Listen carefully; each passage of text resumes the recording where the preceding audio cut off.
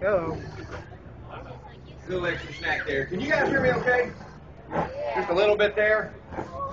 Zookeepers, we're notorious. We don't know how to feed it or clean it. It's kind of useless to us. We know how it works. You're going to get yours in a minute. Yes. My name is Marcus. I'm one of the national senior handlers for these guys here. I want to welcome you guys out. First weekend of the Wisconsin State Fair. I'll tell you what, it's awesome. I was able to break free early this morning after doing some animal husbandry details here and walking around the midways and things. I tell you, I envy you. There's a lot of cool stuff here. There really, really is. A lot of exciting things. We want to thank you for stopping by. We're going to show you a little bit about these guys, what the message that these guys have, the handleability behind them, the feeding demonstrations, show you about the babies and a few other little things. Now, as you first walk into the exhibit, it's obvious that these are large footy cats. That does give it away with their size. They're rather on the large side, as you can see. But what really gets your attention is obviously the coloration of these tigers. These are the royal white tigers. Now, you were looking at the real thing. It's not a mixed breed, not an aberration, it's not a hybrid. This is the real thing. Now, as beautiful, as magnificent as these guys are, unfortunately, they are extinct in the wild. They are gone in the wild completely. They have been since 1958, but there's actually some good news to report there that I'll tell you about momentarily as well. Now, the white tiger has got a massive and an awesome history behind it, and it's only been here in the United States only a few decades, believe it or not. And mankind, internationally, has only had their hands on the white tiger just a very, very short period of time, believe it or not. Well, again, he knows why. These guys are so popular within the zoos because they are a massive tool in today's conservation arsenal. Why is that? Well, number one, they're beautiful. They're captivating, and they are absolutely majestic animals. But their message is quite simple. With such a high-profile animal like this, its message is that Mother Nature is alive and well, because I don't think anybody can look at an animal like that and think there's not a Mother Nature controlling this beautiful creature. It truly is awesome. It really is.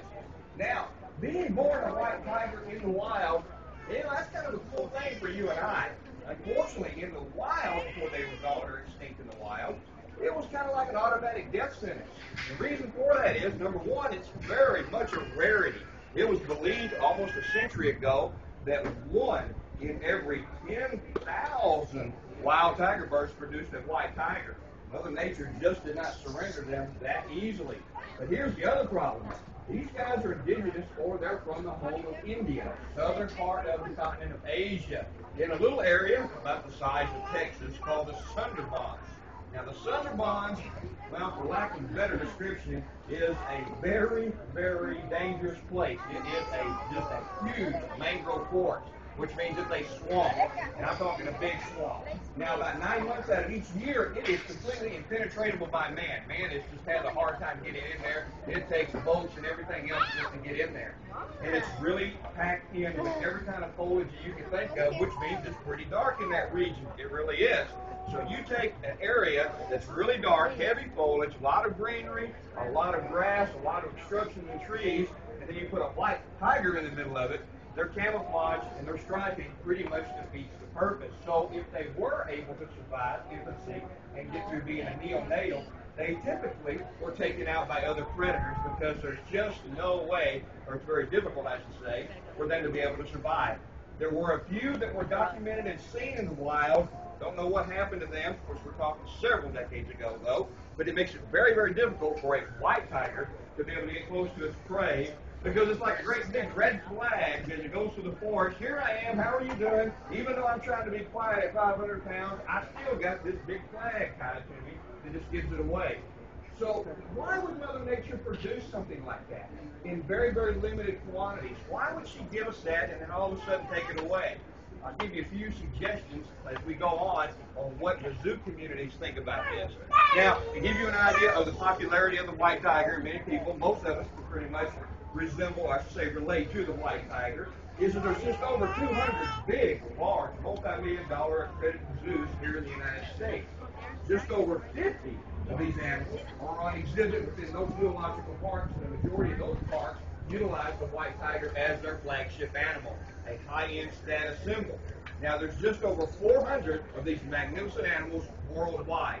The United States is very happy to be able to have just a little bit more than half of that inventory here in the United States. And it's getting better and better and better. That's going to go back on. Y'all remember that, because if we go back on, I'll tell you what India is doing right now with these guys, and it's pretty cool. Now, to give you a little idea about some of the background of the white tiger, where it came from, it's got a pretty tear-jerking story, which has a very positive ending. It really does. Now, back in the 30s, 40s, and 50s, India pretty much hunted tigers big time. In fact, they hunted them on a vicious scale, because back then they thought that there were many, many, many, many tigers in the world, and they could continue to hunt them. They don't do that now. They really made some good collective efforts to fix that. Well, the Maharaja of Rewe, I'm talking about the man himself, these are the prince and princesses of that region. They were actually on a tiger hunt. This was in 1951. Had many, many diplomats from the British area with him. Now, when the Maharaja goes on a tiger trek, actually when he goes anywhere, he takes about 200 to 300 troops with him. So you got to remember, this is big. Now, the area is completely huge. It's gigantic. The areas they're hunting in, especially the Sundarbans, they can only have a few months of hunting time in that area. Every once in a while, a big meadow will open up. It has meadow openings, obviously because of the flowing and how wet it is in that particular area. It's really surreal. All of a sudden, it's heavy jungle, and boom, it's a beautiful grass meadow.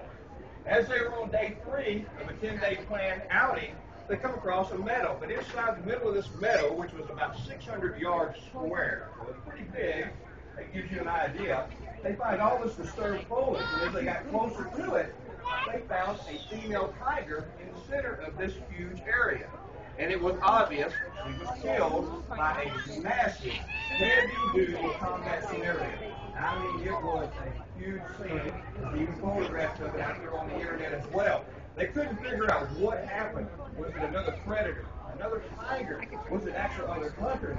What happened? Why was this female tiger in the middle of this open area, which is completely uncharacteristic for a tiger? They give up their coverage, their escape route, their evasion route, able to conduct ambushes, things of that nature like that. Everything is totally against what a tiger does as a tactician. She was out in the middle of the open, and she had obviously lost her life. And it was a very nasty combat scenario. Maharaja was concerned about this. They didn't know what had happened. They'd never seen this before. It was obvious she wasn't drugged out there. The fight happened there, and it might have been another animal around as well. So he said, let's send troops out. They sent about 70 of them out there to go look around to go see what's going on. Is there other people there? Is there another animal problem? What's the case going on? Well, guess what they find? They find a tiger den. They come back 3 hours later. The captain explains to the Maharaja, we found a tiger den, and we see 3 sets of eyes inside of it. How old do you think they are? He replied, about 3 weeks of age. The Maharaja immediately said, there's no way to survive. It's obvious they're the mother. The mother knew that there was a fight coming. She knew something was coming. They were either tracking her. It was another competitor tiger. It was something that she knew was coming, and she gave up her cover, her concealment, her ability to fight properly, and she took the fight away from the babies. She lost her life in this process, but the cubs survived at that particular point. The Maharaja was touched by this. As of today, he has not picked up another firearm and hunted today anywhere in India or the state of India itself. However, regulated hunting is a huge contributing factor in today's conservation. However, it's illegal to hunt tigers now, thank goodness. Well, anyway, back to the Maharaja. He says, get those cubs, bring them to the palace grounds. It's not going to be able to survive. I will get in touch personally with the New Delhi Zoo. Still around, it's very much a high-profile zoo. We established in 1951, these troops are not zookeepers, they're not zoologists. They're not very excited about putting their hands in a running chainsaw. They go back and they go ahead and pull them out. The first 2 that they pull out are little girls. And they were about a week younger than what they thought. They were about 2 weeks of age. Now, guess what happened when they pulled number 3 out? It was a white tiger. It was a male white tiger. Wow. They could not believe what they had in their hands. Number 1, they thought the white tiger was already gone. India and the rest of the world had already accepted the fact that the white tiger was gone, and they weren't going to be in zoos anywhere because there weren't any in captivity at all. Also, at the same aspect is the first time man had their hands on these guys. They were ecstatic. Took them back to the palace grounds where they said, let's let them have access to the palace inside itself. Well, if you do a little bit of internet research and look at it, you'll see some of the funny stories, some of the diaries from some of the troops that were there and the housekeepers on the palace grounds. Quite simply put, those tigers tore that palace apart. They really did. They didn't really have a clue what was going to happen at 6 months of age when these guys get big, because they are into everything, and I mean everything like you wouldn't believe. Well, a beautiful facility was built for them. The white tiger male, his name is Mohawk. This is the world's first taken in possession by man white tiger, and the only one that was left at that time. We were this close, ladies and gentlemen, to losing the white tiger. And I don't mean just not in the world. I'm talking about in zoos, museums. The only way we would have ever been able to see them, it would have been through the books and the illustrations. How tragic would that have been? Easy this, because we can relate with this. Folks out here in my generation. We've known of 8 different subspecies of tigers in the world. We are now down to 5. Now that sounds pretty low. Sounds like we might have a good foothold in the remaining 5. 3 of them are gone. And those 3 that are gone off the planet totally. They're not in zoos. They're not in museums. There are none at all that are breeding, and there never, ever will be. When we as a zookeeper hear that word extinct, it goes through us like a lightning bolt, because it means forever. That is it. Our kids will never be able to see it, and neither will their kids and their kids beyond that. However, that woke up the rest of the zoo community, because the last one that went extinct, the species, was the javelin tiger in the early 70s. Just that recent, we lost the species of tiger. Well, immediately the zoo communities worldwide got involved. I'm happy to report to you that the last 5 remaining subspecies of tigers, some of them are pretty low, are now protected within gene pools. We now have them all over the world. The pure breeds are there. Goodness forbid, and it might happen, but goodness forbid that we see another subspecies go extinct. If it does, we do have in the communities now the actual pure breed bloodlines to where the time will approach itself to where they will be able to reintroduce back into the wild. The system will continue to go on, and it goes on further than that. AZA, the American Zoos and Aquarium Association, has a program that is extremely committed to this called the SSP. That's a Species Survival Plan. I'm hurrying, I promise. She's a little spoiled. We better introduce her. So that's a program that is really awesome. Well, so Mohan, what do we do with Mohan? Mohan's there. They got with the New Delhi Zoo. New Delhi Zoo said, wow, we have an opportunity to try and save some species and also the coloration of the tiger. They immediately started a breeding program, and they were successful. They had several offspring. Some of them were white, some of them were heterozygous, and you'll hear zookeepers talk about a heterotiger, and that's a regular colored black and orange tiger that carries the white gene, but it just did not produce the white tiger itself. Now, many people think because the tiger is white, it's from Siberia. Not true. Many folks think tiger, white, snow, Siberia. The white tiger only occurs in the Bengal species. This is the exact same thing that a Bengal tiger is. Panthera tigris tigris, that is the actual scientific name, as you please with that.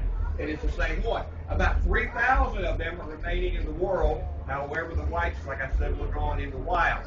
Now, here's the cool part about it. The white tiger's not an albino. It's not a full deficiency or anything like that. It is produced by Mother Nature. And I don't know how many of you guys are CSI junkies like I am, or watch 24, things like that. We talk about, hear about DNA and doing DNA typing and things like that. And that technology over the last several years has been available to us in the zoo communities, and they have been able to identify what creates that white tiger. And it is one single gene that causes a color inversion. That's it. It's called the SLN46A gene, and it causes the inversion. That's all that it is. It's the exact same thing that we see with a black jaguar to a spotted jaguar, or a black leopard to an actual spotted leopard. Same exact thing. Back to Mohan. He produced a few daughters that were white. Now, those of you that might have some old National Geographics lounging around, check and see if you have May of 1961. If you do, you have something extremely valuable and important. You will see in there to where the Maharaja Riwi himself, and I mean the pictures are extravagant. This prince knew what he was doing in his lifestyle. It was very extravagant, and he was very committed to the conservation status. He is presenting Mohini, which was the white tiger female, which means enchantress, presenting that tiger to President Eisenhower himself on the White House lawn as a gift from India and a gift to the world as a reminder that Mother Nature is alive and well, and look what is still out there.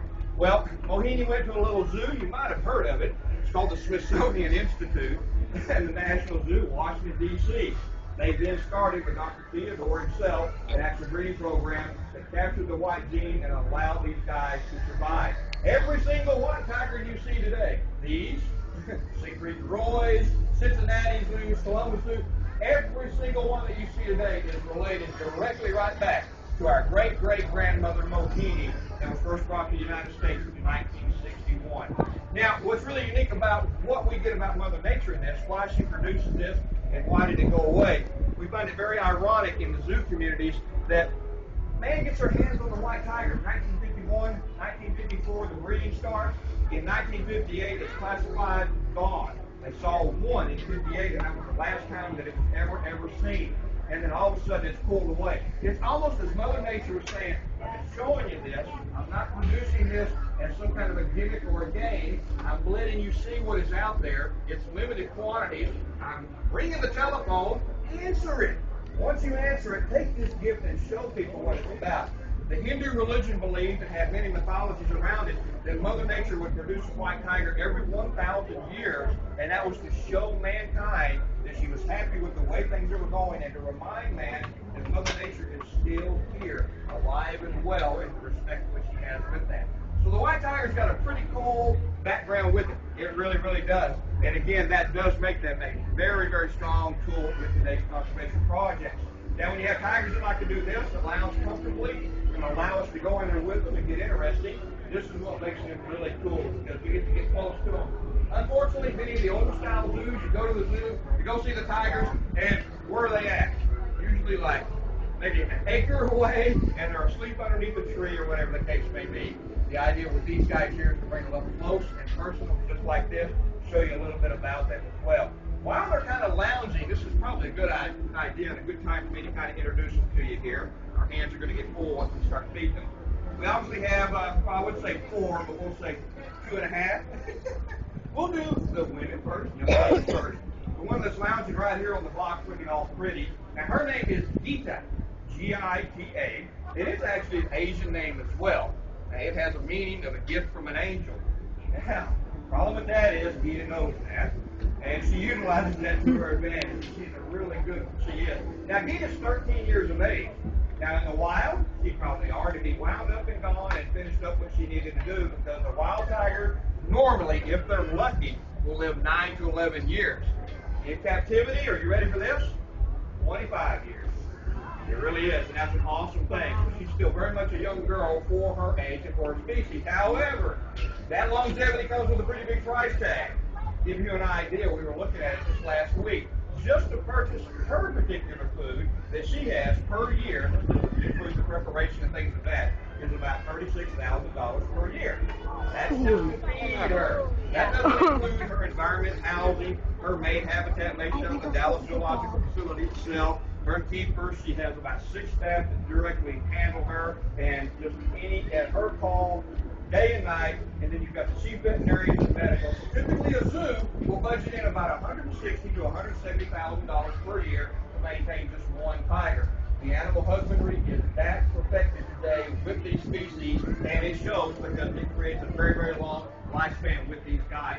Given the right environment, taken care of properly, tell you what, they thrive tremendously. They really do. Now, you see that big boy that's lounging over there right now? In fact, he's finishing one of his snacks there. That's a big male. Many folks, when they first walk into the exhibit, they go, wow, that's pretty cool. That's the father, right? Actually, that's one of her sons. That's only 2.5 years old. He is about 490 pounds, and he is not finished yet. He will do about 650 to 670 without a doubt. He is about 7 foot in length. He'll go to about 8 foot 9 inches, to right at 9 foot in the tail. She ate that in one bite. He's a good boy, though. He's got a good personality. His name is Cosmo. We spell it a little bit differently, obviously, because Cosmo is different. We spell it K-O-Z. What he's doing right there, that's, you know, you ever seen how your dog will say, can I have another one? That's how a tiger says, can I have one more? We call that barking. There's there's your first zoo slang term. I'm gonna have y'all on for before the end of the day. Your zoo slang term. You ever see another zookeeper that has big cats and they bark quite a bit? I guarantee that keeper's gonna go, what do you want? That's what he's doing, is he's barking. He's not protesting anything. He's just trying to get his other keepers to give me another one of those, would you please? Of course, that's not what us as keepers getting ready to go in there want to see, but that's typically what will happen. Now, Cosmo just became a big brother. Now, we thought Gita was pretty well done being a mother. She's only had 3 litters up till now, 4 total, and we thought, well, that's interesting, whatever she wants to do. She showed the tendency that she wanted to be a mother. I thought, well, being one of the senior keepers, I thought, well, that small tiger, 4 females, normal. What do you think, Doc? We checked with our chief veterinarian, and of course, first thing that he said, he goes, Marcus, he says, you've been working with these cats, what, 26 years? I said, yeah. He says, that cat knows more about what she wants to do and what she needs than you do. I said, I understand. 12 and a half, 13 weeks ago, makes no change, Joe. This is what she gives us. 2 more. We're like, okay. 23-minute birthing time. Took her 15 minutes to feed them up, then she goes outside playing. We're like, all right, sounds good to me, whatever you would like. She is an absolutely awesome mother. Again, I have been so privileged and fortunate to be working around large cats 26 years straight. I've seen many, many mother cats, all different types, all 36 different species of big cats out there. I have never in my career ever seen a female tiger or any female cat do what she does. She mother raised all of them. She allows us to work with the babies. We can pull the babies for weighing and analysis. She never complains or protests. When she wants a break, she lets us know about it. When she wants them back, she lets us know about it. She is absolutely awesome. None of her kids, including Cosmo, ever had a bottle. Now, I know that's kind of a bummer for us as keepers, because I'll be honest, we do like doing bottle stuff with the youngsters. It's kind of a neat time. He just said, I got this. Kick back. I got it. Turn the TV on. I'm good. She was fine with that. Now, we haven't named these youngsters yet. They're kind of snoozing around right now. Lisa's fixing to wake them up as we move around, and they've been playing, and they're going to be playing here momentarily. Trust me. We have 1 boy, 1 girl. Typically, at about 3 months of age, then we go ahead and look for a name, because we hope by then they've got a permanent, actual personality that we can kind of match it up with. If we were to name them today, it'd be thing 1 and thing 2, I'm here to tell you. They sleep about 2 hours on, up for 5 hours, 2 hours off, up again, and here they go. And when they are up and moving, it's entertaining. And you'll see how that actually works. It's kind of interesting. Now, what we're going to do in the feeding demonstration, we're going to change things up a little bit today. You just had quite a bit to eat this morning. That was my mistake. Like I said, we spoil her a little bit. We certainly do. But diet is a very, very important factor with us on these here. So I think what we'll do is we'll move the babies temporarily over. Just temporarily, we'll take them out of the nursery area, and we'll move both tigers over. Now, I was looking at this morning, as I said, I broke away, went over to the 4-H barns, and we've got these 2 live chickens, and they're pretty big. I was really interested to get a hold of them. And we're going to tie them up to each side over here to the log so they can't get away. And then we're going to... I'm kidding. Everybody's like, what? One guy over here was like, no, we're leaving. Get the kids. One over here was like, hey, YouTube this. Get the camera out here. To be perfectly honest, if you were to put a here they come. There, they'd probably throw it right back at you. They probably would. Like, I'm not eating that. That's not cleaned up. Oh, how dare you? Oh, no. And also, it takes quite a bit of time for these guys to learn how to efficiently kill and eat any type of live prey. Example, even in the wild, babies would be with their mother for about 2 years. And it's not because it's a lovey-dovey thing, and they love to be together and go on picnics and smell flowers and chase butterflies during that 2 years. It is a hardcore Tiger 101 training. It's where mother is teaching. Because when they're born with that instinct. That instinct will only get you partial way. They know they're supposed to chase. They've got the drive to do it, things of that. But it takes that skill, which has to be matched up by the mother showing and doing, succeeding and failing, and matches up skill and instinct together. And that's what produces a super hyper carnivore to be a productive part of the actual community that it lives in. Nothing more than a population adjustment tool. But what I think we're going to do is we will move Gita over temporarily there. And then we're going to bring Cosmo over. Now, you guys probably want to see paws and jaws and claws and all that stuff, right? You want to see down the throat of him? Literally right down his throat? He's a good boy to do that. He has a lot of fun with that. He's young. He enjoys doing it, so we'll allow him to do that. Now, if you got your cameras, definitely use them. Flashes won't bother him at all. He shows off quite a bit. Now, we're going to be going in there with them while they're actually eating. He's going to allow us to have our hands on him while he's eating. And a youngster like that can be kind of interesting. Here's your second zoo slang term for the day. This is what zookeepers, we call a hot cat. It doesn't mean that they're hot to touch, or it's hot outside, or it's going to be hot today or tomorrow, whatever. This means one zookeeper telling the other zookeeper that is fully armed, 100% intact, no alteration whatsoever, and it's hot and ready to go. We believe, as most zoos today do as well, that this is the way that Mother Nature supplies the animal.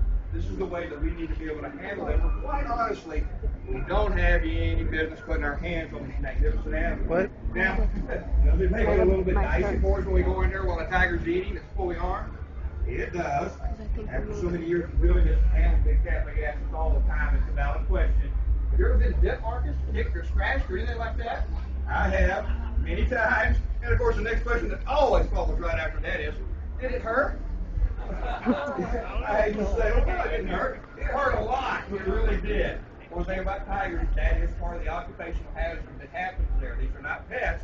The difference is the different types of schooling and training and certifications we receive as handlers in working with these guys. There's always going to be occupational hazard. You know, God bless our firemen and police officers. I mean, those guys are running into burning buildings while people are running out, and rodeo riders are getting kicked off, race car drivers are getting into wrecks. Those things can happen, but the whole idea behind it, understanding that is, it's a different style of training and the background on it to be able to do that, but it still could be a hazard. Now, with all that being said, I think he would probably move her all over, and then we'll let him do that. You guys ready to see how we do this? Let's go ahead and do that. I'll tell you what, if Cosmo's ready, I know she is. He's like, where do you want me to go? And we've got me here ready to go. And let's see, we have our babies already secured. Come through it. What? You can put it down and then put it over. Where are they from? Great. They're in the And every now and then keepers will throw curveballs at other keepers. One of Cosmo's favorite is drumsticks. That's what they've laid out for him today. When he sees that, you see how easy going he is right now? Watch what happens when he sees a drumstick. Yeah, he'll be going interesting. Now, you need to tell here, you're fixing to do some eating. Thank you very much. Which way you gonna go? Hey, see how lazy he is right now? That's gonna change. Trust me. When you're working with big cats, you always want to let them kind of be the decision maker on it, on what's going on. You never want to force them to do something that they don't want to do. He's already seen what's going on. He is. And we're going to bring him all up and down here. His attitude has now changed. Come on over here, Cosmo. Tell you what, we'll put him right here. Put him up right here on this one here. Cosmo, can you come around? Cosmo's a right-handed cat, so we'll turn around and then he'll come up. Now, what you're seeing is what he likes to actually do. We're going to bring him down there. He's a big show-off, isn't he? He is. What he's doing is showing you how big his throat is, and how big and how much of meat he can eat whenever he grabs hold of it. So what you're seeing there is what he does. He's also showing you some of the armament there on that. He can go ahead and have that one. What he's going to do, and we'll do this many times for everybody, is you're seeing the actual killing power behind the tiger. This is the unique part about it. Now, he's eating a drumstick. This is not something that you would want to give your regular dog at home.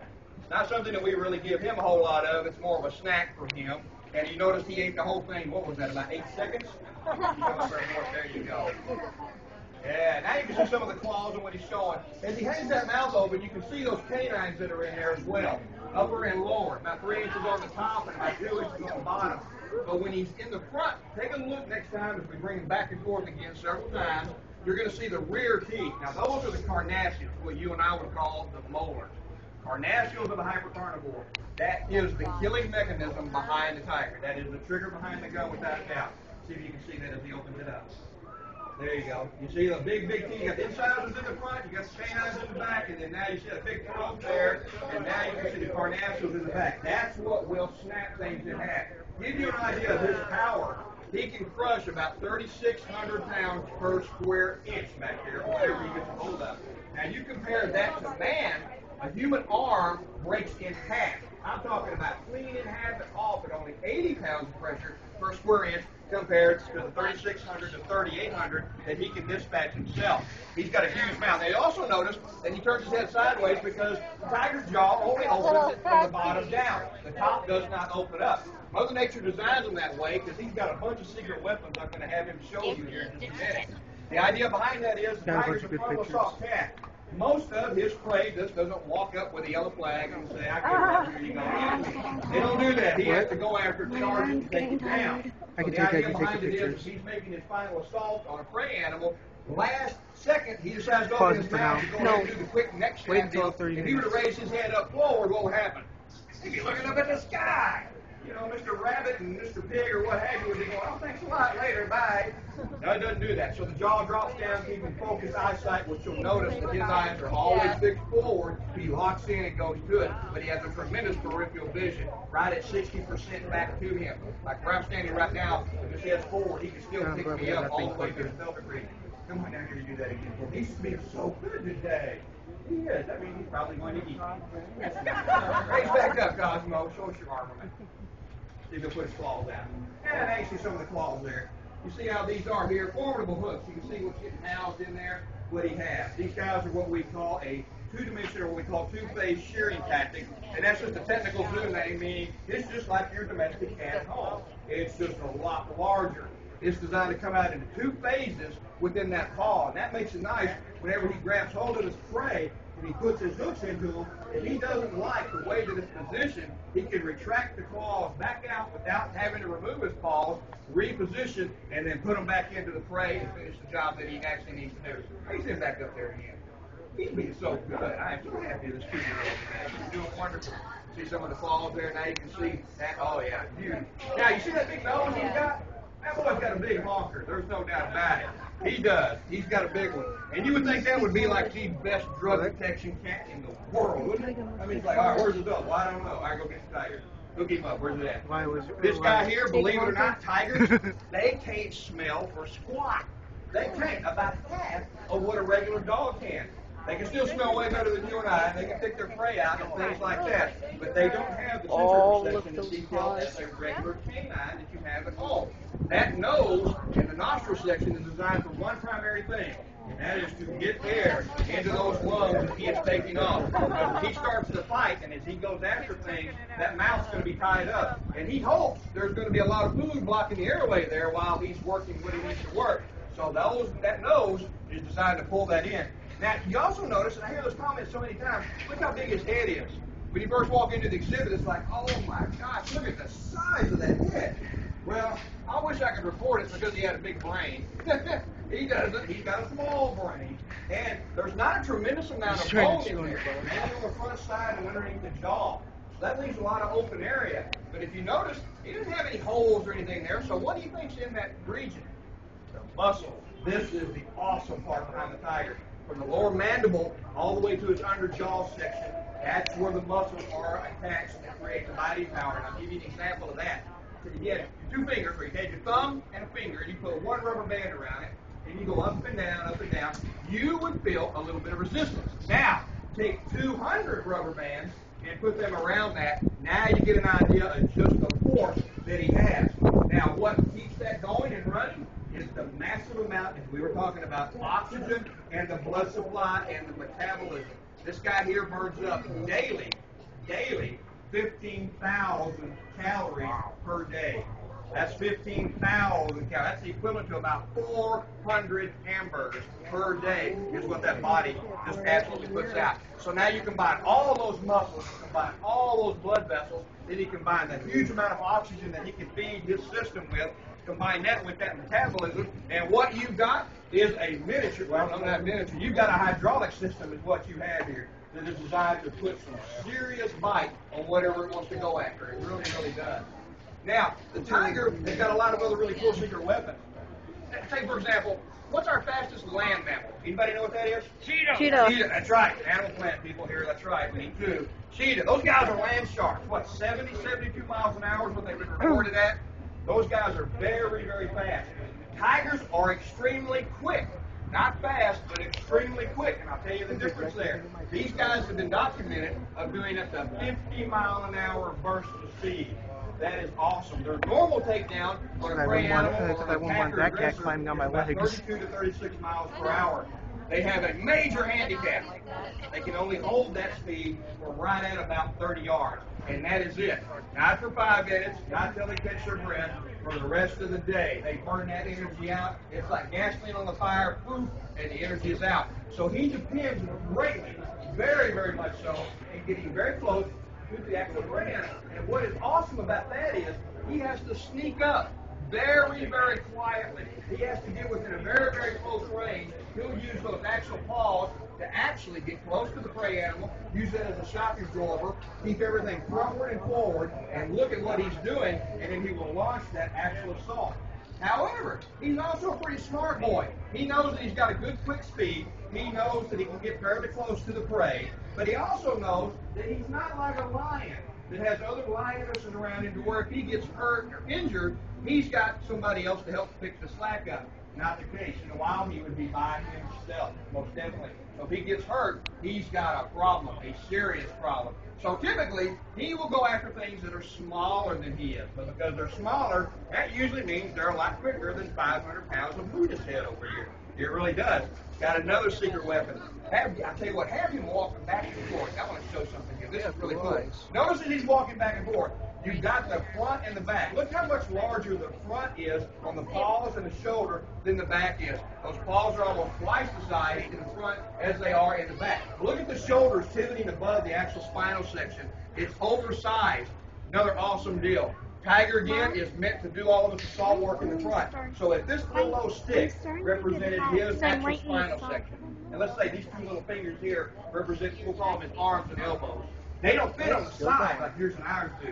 They actually fit on top of the spinal section. You see them cavitating over that. It's kind of like a horseshoe that's on a barbed wire fence or on a clothes hanger. It can dangle and go any direction that it wants to. This is the same thing that he has, which gives him a massive horizontal and vertical combat reach control. It does. He does all of his steering and fighting from the front. Mother Nature says, well, you're not going to do a whole lot of killing in the back, hopefully, so we're going to trim that down. That's less wear and tear over his years. He doesn't have a chance of being arthritic back there as he gets up into his senior years. He can bring it back up. He's asking for one. Who's training who, huh? And you'll notice that he doesn't have that. This is where the motivation comes from. This is where the steering comes in. You can see the muscle definition is massive here in the front. You see the armament there compared to the back. So the Tiger's got another secret weapon that he has to have. He can't lose speed while he's going after something quicker and faster than he can. So what he will do is, when he is running, and if you get a chance, and you see this with some of the nature channels as well, he can have that one. He can actually stay very focused with his body. How I mean by that is, when he's running, he wants to keep that actual spine straight. If that spine, as he is running and turning, if it gets cattywampus as he's making his maneuvers, he loses momentum. And that's speed that has to get caught back up. And I'll tell you what, 500 pounds even as a youngster is hard to get fired back up in a 30-yard period. So what happens? Let's say that prey animal, he's not going to give his life up. He's really not. He's darting to the right, darting to the left. All of a sudden he makes a real quick turn to the left, and what's going to happen? Well, big boy here is going to lock down in the front, and those front, his weight is going to keep him planted. Well, that back is probably about half the weight, if that. What do you think is going to happen to that one? One part of him turns that way, and the back's lighter. Guess what? It's going to slide just like a car on ice. It has no traction. However, another secret weapon. Tiger's got a tail, doesn't he?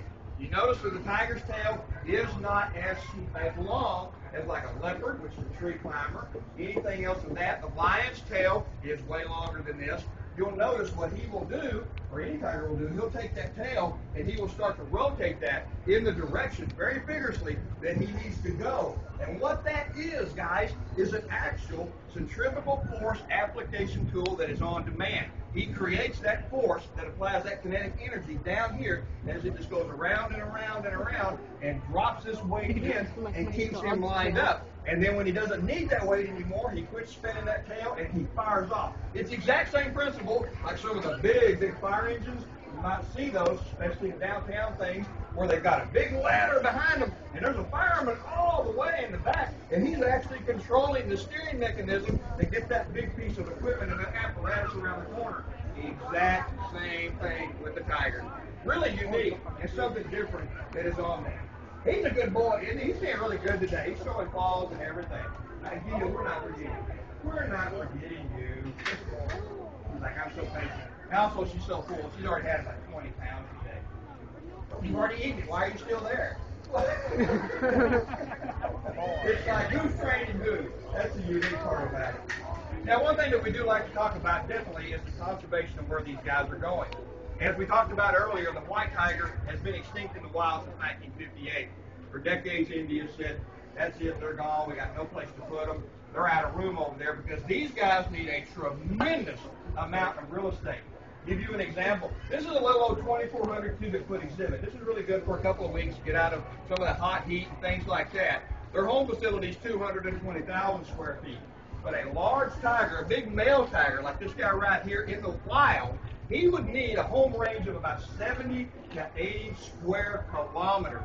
Now that's not because he's born free and all of that stuff. It's because he has something called prey diversity that he has to have.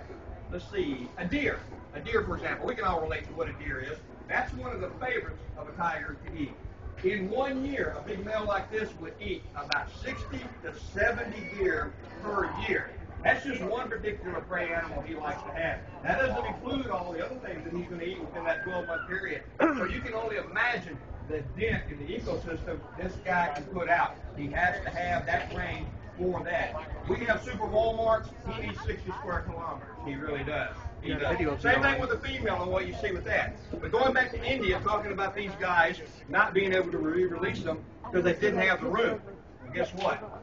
As of last year, the Prime Minister himself has now, of India, I should say, has actually put out the new referendum that have shown what they've got, and they've already set 2 regions offside from some of the national parks there. And the white tiger is going back home. They have already started the programs. The releases will happen in several more years from here where they will start. Now, there will be successes, there will be failures, but it will be a start. And once again, the white tiger is going to pave the way to being test ground showing that it can be salvaged, saved, people educated, them protected, and re-released back into the wild. Well, the zoo communities were very excited about that. And what was really cool with that is we thought, well, wait a minute. There's still some bad guys out there. I mean, there's still some nasty poachers that just, they'll gamble it all. They will. Prime Minister issued an order 3 weeks right after releasing the aspect of them being re-released. There's a whole new division, a big division that is paramilitary. I think there's some pictures of it on some of these placards here on what these guys do. These are some serious units, and the orders and the law has now changed. If you are caught in any of the national parks, they have 23 of them that are over there, where these guys are going, this applies for all endangered and protected species. If you are caught in those parks as a poacher, you are to be shot immediately. Oh, yeah! Without question. That's it. The tigers have got a protection now, and that is sending a message to the poacher. They come into their backyard, prepare to pay the price. South Africa, Kenya, Zimbabwe have tried it, and it has been extremely effective. In fact, those game wardens there end up shooting, and they usually have been reported as just leaving them there. So that's just the way it is. The idea that India takes time and effort within their conservation. They may have contributed drastically to the underpopulation and the extinction of some of the cats, but they have really made the efforts to say, whoa, we were wrong. We have to fix this. We do. But whatever happened to Mohan? I wonder whatever happened to him. You know, tigers, again, wild tigers, 9 to 11 years, if that. Mohan lived up to 20 years of age. Outstanding. In fact, on his 20th birthday, they were setting up a huge celebration. Again, this is on the internet as well. And I'm talking something twice the size what our country calls the 4th of July. This was how much the day he was celebrated. Unfortunately, Mohan died about 7 days prior to that celebration. 20 years for a wild-born tiger is the record. Astronomical. Mother Nature said, you got it. You finally understood the message I was trying to give you. But they weren't done yet. They hold their animals so high, especially the white tiger, in their way of saying, Mother Nature, we made a mistake. We want to fix this. We'll never let this happen again. We have learned. Mohan was buried and is still there today on the palace ground. But without getting into the big religious aspect, which is the Hindu religion there, he was buried with a huge stateside funeral and with full priest Hindu rites. That is unbelievable for an animal, especially a tiger. They love them over there, and they're serious about keeping them protected. And I hope we've given you guys a little bit of information about them, because the white tiger's history is absolutely astronomical. It is. One thing that you do is you see us actually in here with these guys. One thing that we do like to tell you is they don't make good pets. They really don't think they're slobbering on them. One thing about them is that they are handleable. That's the neat thing. Now, tigers, they truly are nice cats. There's not a vicious bone in their body. Thank you very much.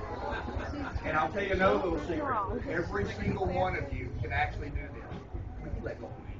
I need to walk over there, thanks. Thanks. Every single one of you can actually do this. That's the neat thing about this itself. All it takes is time. You just have to have that back quick. You can have any kind of animal that you want, but the idea behind it is, thank you. You can have that, but you just want to give them time. Truly. Never force an animal to do something that it doesn't want to do. Never apply force, pressure. Never let them be afraid of you in any regards whatsoever. If you do that, I promise you, each and every time, they will reward you back and let you be a part of it. And that is what makes the tiger such a wonderful tool, as I was saying, in today's conservational article. The boys and girls that are here, if you ever wanted to become a zookeeper and thought about it, it's a wonderful career. I'll tell you. You can do anything successful in life, whether it's a zookeeper or whatever you want to do. Most importantly, listen to your parents. Listen to your teachers. Stay in school. Believe me, they know what they're talking about. I was that age once too. I won't go back how far that was, but I was there too. And I used to think, oh, they don't know everything. You know what? They did, and they still do today. And I get reminded by my family all the time of that. Stay in it. I promise you, you'll be able to do the exact same thing. Now, we got a little bit of food left over. I'll let the public continue feeding if they want to with these guys here. I think it's probably time to bring babies back out. What do y'all think? Yeah. Think it's time to bring babies back out? I think it is. Again, I hope we've given you a little bit of information about it. You guys give yourselves a round of applause. The Tigers are very, very cooperative today. I've never seen Cosmo that flat. He is the time to you know why we all wear a crown. It covers up all the dings and hairs and things of that nature like that. If you guys have any questions once we get cleaned up and I get the tiger hair all off of me, please do not hesitate to ask. Remember, the only silly question is the question that is never, ever asked. Thanks, guys. Y'all enjoy it. We'll bring the baby back. Here we go. No feed the tiger.